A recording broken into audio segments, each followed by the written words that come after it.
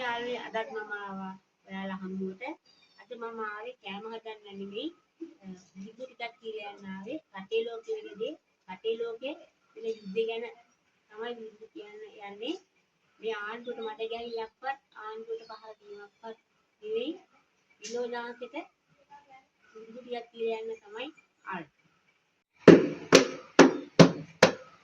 ඔන්න අදත් මං ආවා විදුලි ටිකක් කියලා යන්න. පිටට ආව හැම දෙයක්ම වචනවලට පෙරලා යන්න. වචනවලට පෙරලා යන්න. දුප්පත්ටි ඉපදිලා අපි පීඩාවෙන් දුක් විඳිති. මැර පෙදරිග යුද්ධෙ නිසා කබලෙන් ලිපටත් වැටිලා. කබලෙන් ලිපටත් වැටිලා.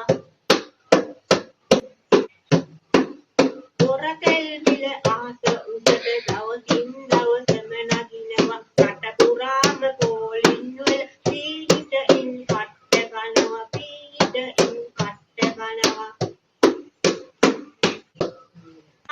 නවත්තලා තෙල් කෝලි වල ඉන්නවා.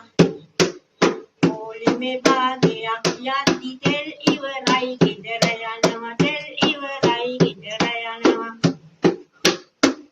විදුලි කම්පාදුව ළඟ ළඟම එනවා කිව්වා.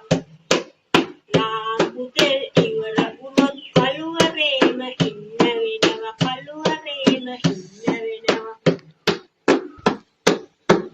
හැම දුකක්ම දුප්පතාට උකුල ගන්න සිද්ධ වෙලා. පාලක ඉනිමේ විපත්ති ඉක්මනින්ම විසඳාපන්. ඉක්මනින්ම විසඳාපන්.